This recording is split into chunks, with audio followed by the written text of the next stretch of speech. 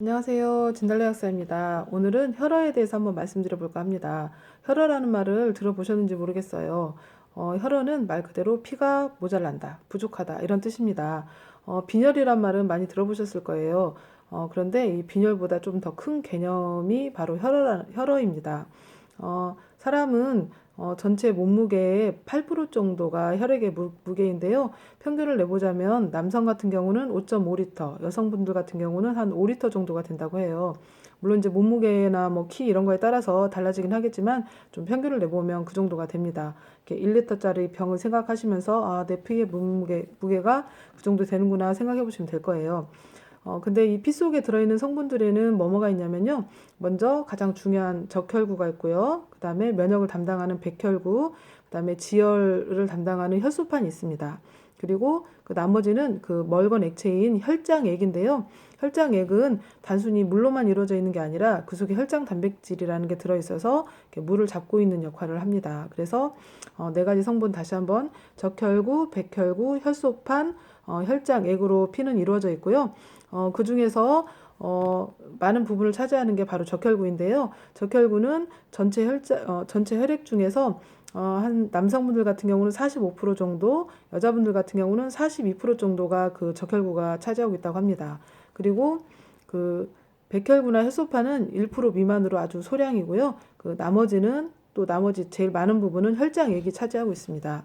그래서 우리가 혈액이 붉은 이유는 바로 이 적혈구 때문인데요.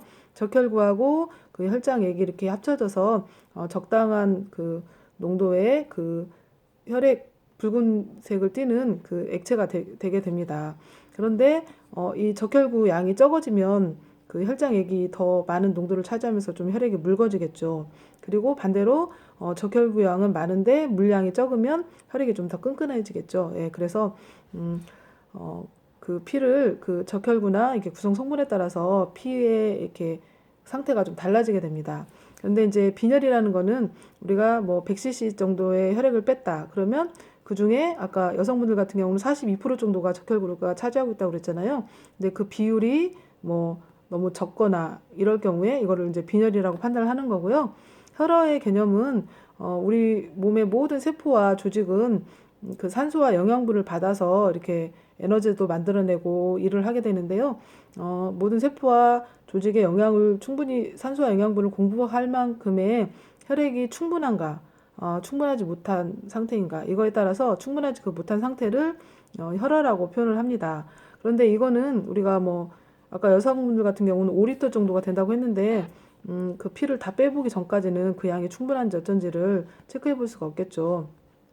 그래서 그 혈어의 개념은 전체 혈액량 중에 적혈구도 부족한 것도 해당이 되지만 뭐 혈장 단백질이나 이런 게 부족해서 혈장액 자체가 적어서 전체 혈액량 자체가 줄어든 것도 그 혈어에 해당이 되기 때문에 빈혈보다는 좀 더 큰 개념으로 쓰일 수가 있습니다. 그러면 혈어가 있을 때 나타나는 증상들은 어떤 것들이 있는지 한번 생각해 볼게요. 일단 우리가 제일 많이 그 느끼는 증상들로 한번 말씀을 드리자면 혈액이 충분히 이렇게 머리 쪽으로 공급이 되지 않을 때, 특히 머리 쪽은 이렇게 심장 쪽에서 이렇게 거꾸로 올라가는 거기 때문에 조금 더 이렇게 좀 어려움이 있어요. 그래서 머리 쪽으로 충분히 혈액이 공급이 되지 않을 때는 두통, 편두통, 어지럼증 등이 나타날 수가 있습니다. 그리고 심장에도 이렇게 충분히 혈액이 가지 못하면 가슴 두근거림이라든가 가슴 답답함 등이 나타날 수가 있고요. 또 그 위장 쪽으로도 혈액이 충분히 가져야 소화 효소도 이렇게 추출해내고 위장 운동도 시켜서 소화를 시킬 수가 있는데요. 위장에도 충분히 혈류가 가지 못하면 뭐 소화가 잘 안 된다거나 미식거림 같은 증상들이 자주 나타날 수가 있습니다.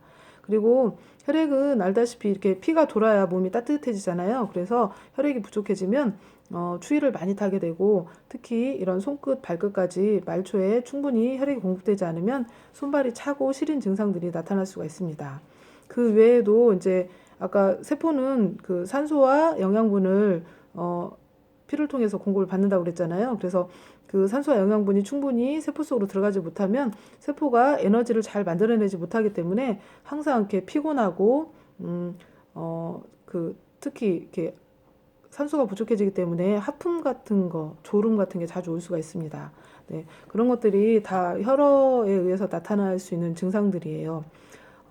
그런데 그 혈어가 나타나는 이유는 크게 따져보면 이제 두 가지로 말씀드릴 수가 있습니다. 하나는 그 혈액을 만드는 원료가 충분히 들어오지 않는 경우, 또 하나는 너무 과도하게 혈액이 빠져나가는 경우, 이 두 가지를 볼 수가 있고요. 또 하나 덧붙여 말하자면 그 흡혈기생충, 네, 흡혈기생충에 의해서도 혈액이 자꾸 소모가 되기 때문에 만성적인 혈어가 올 수가 있습니다. 그 혈액을 만드는 원료는 우리가 그 헤모글로빈의 원료가 되는 그 철분을 제일 많이 알고 있으실 거예요. 그래서 빈혈하면 철분 이렇게 많이 알고 있으신데, 네, 철분이 가장 중요한 원료 중에 하나고요. 그리고 또 엽산이라든가 비타민 B12도 그 헤모글로빈을 건강하게 하는데 굉장히 중요한 역할을 하기 때문에 빈혈약에 같이 들어가 있는 경우가 많습니다. 그리고 아까 혈장액이 또 충분해야 전체 혈액량이 많아진다고 그랬죠. 그래서 그 혈장액을 충분히 유지를 하려면 혈장 단백질이 충분히 있어야만 그게 물을 이렇게 잡고 있어서 전체 혈액량이 늘어날 수가 있습니다. 그래서 철분, 엽산, 비타민 B12, 단백질, 네, 이런 것들이 그 혈액을 만드는 중요한 원료가 될 수 있습니다. 그리고 혈액이 너무 과도하게 빠져나가는 경우는 여성들의 경우 달마다 생리를 하잖아요. 이제 남성분들은 뭐 빠져나갈 일이 없지만 여성분들은 달마다 그 생리를 통해서 혈액이 빠져나가기 때문에 그것 때문에 부족해지는 경우가 많고요. 특히 요즘 여성들 같은 경우는 자궁근종 같은 게 있는 분들이 많으세요. 그래서 그런 경우에는 생리양이 워낙 많아지다 보니까 더 심하게 혈어가 오는 경우가 많습니다. 그리고 또 성장기 청소년들 같은 경우는 더 급격하게 갑자기 많이 혈액을 필요로 하기 때문에 좀 부족해지는 경우가 많고, 특히 노년기 어르신들 같은 경우는 너무 육류 섭취 같은 걸 거의 안 하시고 채식 위주로만 이렇게 드시는 분들이 많아서 그것 때문에도 혈액이 부족해지는 경우가 많습니다.